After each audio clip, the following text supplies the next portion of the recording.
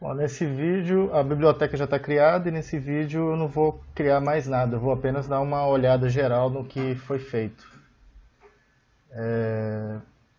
O maior desafio aqui nesse treinamento é tentar ajudar o desenvolvedor Make que não tem contato direto com o código. E aí o que eu estou tentando fazer é com que quem ainda não teve tenha essa experiência. E quem não está acostumado a abrir um arquivo de código igual esse aqui, apesar de ser um arquivo pequeno, tem menos de praticamente 90 linhas, a pessoa pode olhar e já ficar um pouco assustado. O que a pessoa tem que observar aqui é o seguinte: se você precisar dar uma manutenção, fazer uma melhoria, ou incrementar alguma coisa, você não precisa olhar para o código todo. Você só vai olhar para aquilo que você precisa. Por exemplo, eu quero fazer uma alteração, eu quero modificar alguma coisa relacionada a uma tecla. A tecla corrige, por exemplo. Então eu vou vir aqui nesse método, tecla corrige, e eu vou focar apenas nele. O que eu fizer aqui não vai causar problema nos outros métodos, né? Isso porque foi desenvolvido tudo de forma organizada, aqui seguindo um padrão. Então, se eu deletar esse método daqui, isso não vai me causar erro, mesmo deletando, né? Só vai aparecer erro se eu chamar esse método, né, e ele não existir. Aí sim vai dar um erro. Mas se você focar apenas na parte do código que você precisa, esquece o restante, é isolado, né? Então, outra coisa também é o seguinte: o trabalho que foi feito aqui, se a gente for parar para analisar, a gente nem mexeu com muitos comandos, né? Na maioria das vezes repete os mesmos comandos. Então, por exemplo, a maior parte do tempo a gente criou funções, né? O tempo todo criando função e o tempo todo criando variável. Então, se a gente for deletar daqui o que é função e o que é variável, vai restar muito pouco, né? Então, a gente tem aqui o tempo todo criado função, função, função, né? E a mesma coisa variável, né? Criado variável, variável. Só que variável aqui dentro do meu objeto, né? Quando eu crio um objeto em JavaScript, eu tenho que utilizar aqui o TIS. Né? O TIS é o contexto da minha função, né? É como se, por exemplo, eu quisesse aqui trabalhar com namespace, é como se, por exemplo, eu criasse aqui uma variável chamado objeto e atribuísse a ela um objeto vazio. E aí, ao invés do TIS aqui, isso é só um exemplo, né? Se eu trocasse aqui todos eles por objeto, ele também iria funcionar. Mas aí, né, felizmente, eu posso aqui utilizar o TIS, eu não preciso criar a minha variável aqui, objeto, para isso. Eu também não preciso ficar dando nome, né, se eu criaria objeto ou criaria com outro nome. Eu também não preciso ficar adivinhando quando eu abrir um arquivo de terceiro qual foi o nome que ele utilizou, porque a gente já tem o TIS para ser utilizado, né? Então, sempre quando eu for criar aqui variáveis, né, nesse contexto aqui, atributo, né, dentro do meu objeto, eu crio após o TIS, né, TIS ponto e o nome do meu atributo. A mesma coisa quando eu preciso manipular, né, dentro do código, o TIS e o nome do objeto criado ou da variável criada.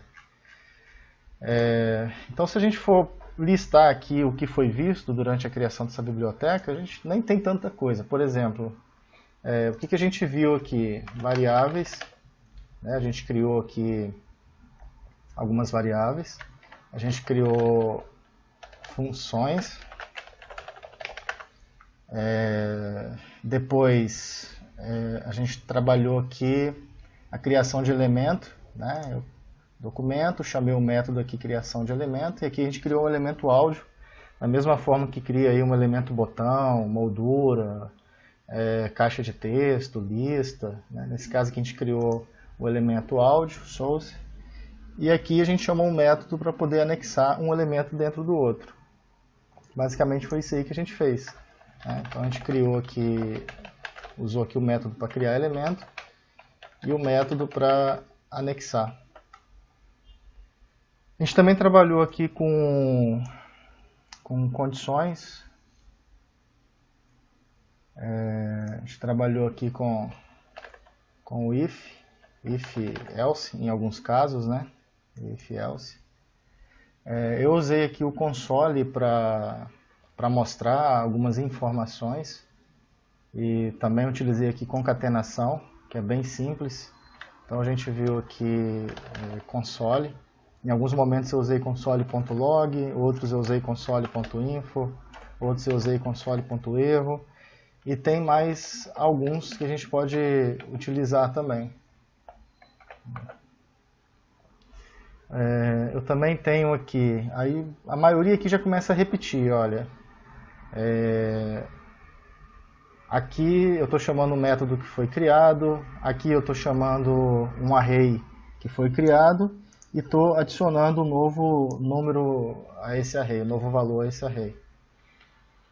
Variável de novo, aqui eu tenho uma condição. Né? Condição é sempre assim, eu passo a condição, né? A estrutura da condição é sempre essa aqui. Aqui dentro eu coloco a minha condição, né? Por exemplo, se 1 for igual a 1, e aqui eu coloco o que eu quero que ele faça. Né? Posso botar um alerta aqui, por exemplo, se ele for igual. Então, condição não tem mistura para... condição não tem mistério para poder utilizar.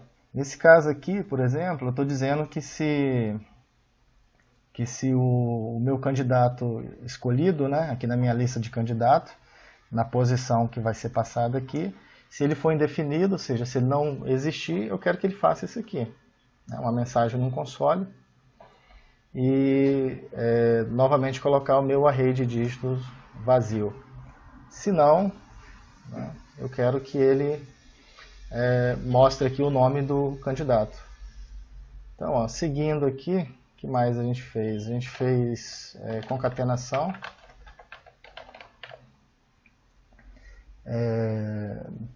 Aqui não tem nada, aqui tem uma novidade.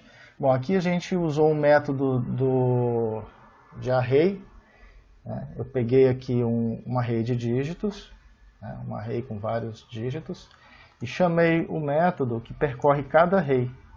E mais uma vez, função. Eu passei uma função que vai concatenar. Né? Então ele pega cada dígito e concatena. E aí, vou anotar aqui esse método que foi utilizado. Aqui não tem novidade, né? Já falei. Aqui eu usei um for. Deixa eu anotar ele aqui. O for também é muito simples, né, de ser utilizado. Eu criei uma variável aqui que é o meu contador, né, com a letra i. Então, né, o meu contador aqui se chama i e atribuí 0. Então inicialmente meu contador é 0. E aí, enquanto o i for menor do que o dígitos, a quantidade de dígitos do meu cargo atual, ele vai chamar esse método. O for foi tranquilo. E aí cada ciclo desse aqui, ele incrementa mais um aqui para minha variável i. Aqui novamente a condição. Aqui eu estou chamando um método que eu criei e esse método ele possui um retorno. Então ele vai retornar o resultado da minha concatenação. E aí eu atribuo esse retorno aqui, a minha variável dígitos, que acabou de ser criada. Né? Inclusive, para manter a boa prática, né? Coisa organizada, eu vou colocar a variável aqui em cima. Né? Então ele atribuiu aqui. E eu poderia também pegar esse método e passar diretamente aqui dentro. Né? Não tinha necessidade de criar uma variável só para isso.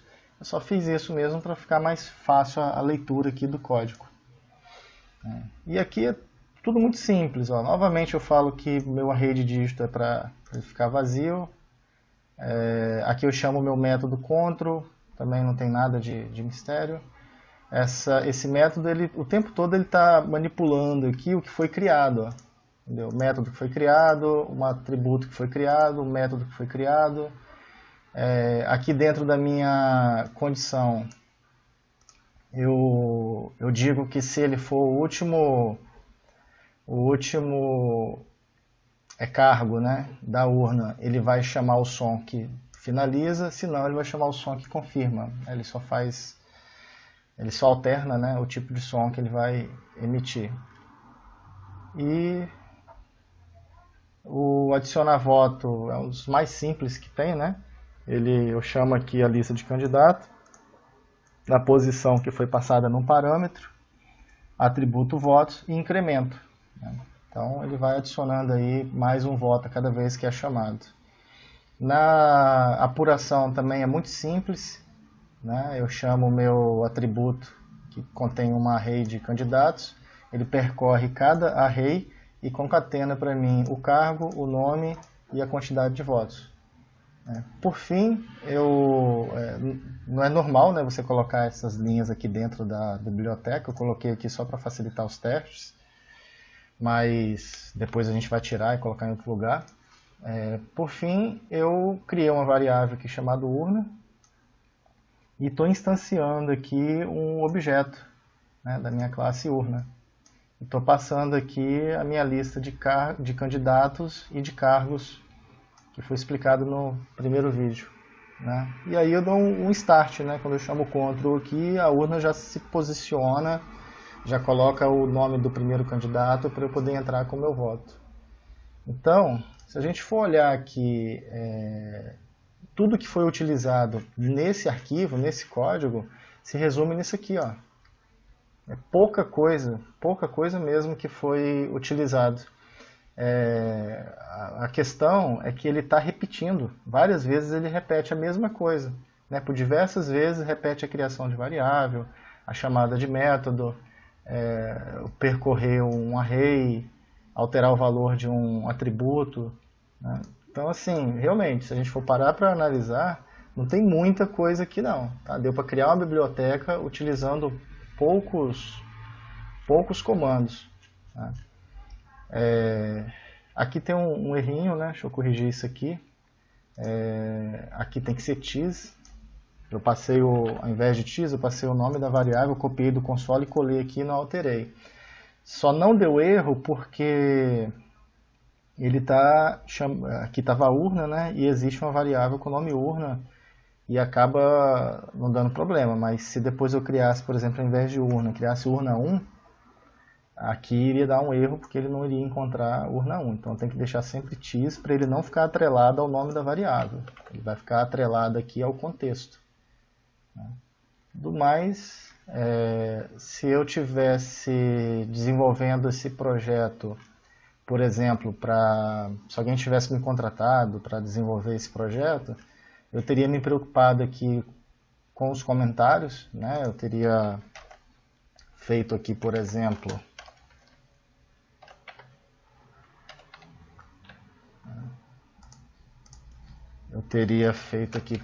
os comentários, né? Este método emite um som, né? E iria comentando aqui, né? Também faria os comentários entre linhas, né? Anexa um novo elemento ou um elemento filho, alguma coisa do tipo. Eu só não fiz isso aqui porque iria tomar mais tempo, né? Então é bom aí no desenvolvimento fazer esses comentários para quem não está acostumado. Eu não costumo colocar comentário aqui entre linhas porque são comandos simples, né, de JavaScript. Então só de bater o olho aqui eu sei que ele está anexando, que ele está criando. Então eu particularmente não criaria aqui para mim um comentário do tipo criando elemento áudio, porque só de bater o olho aqui eu já sei que ele está criando elemento áudio. A mesma coisa aqui, eu também não colocaria anexa, filho e tal, a não ser que eu tenha uma equipe muito iniciante mesmo e ele tenha dificuldade de entender que aqui está criando um elemento áudio e aqui está anexando. Então é muito tranquilo em relação a isso aí. Sempre quando a gente vê também uma variável seguida de ponto e com parênteses, a gente já sabe que isso aqui é um método, né? Sempre quando tiver uma situação assim, deixa eu achar uma outra aqui, aqui também, ó, isso aqui sempre vai ser um método. Então isso aqui é um método do elemento play, né, que reproduz o som. Isso aqui já é do JavaScript mesmo. Aqui é um método de array, que é para poder adicionar mais um valor, né, ao array. Aqui é um método que eu criei, um método meu, né, que é a tecla dígito, que chama o meu método tecla dígito. Então, assim, não é difícil de visualizar, é mais tranquilo. Então, assim, muita coisa repetida. A biblioteca, por enquanto, ela deu aqui 93. Isso aqui nem conta, né, que não era para estar aqui, então 89 linhas. E se a gente for apagar aqui os espaços, né, dar uma enxugada no código, isso aqui é capaz de dar menos do que 80 linhas.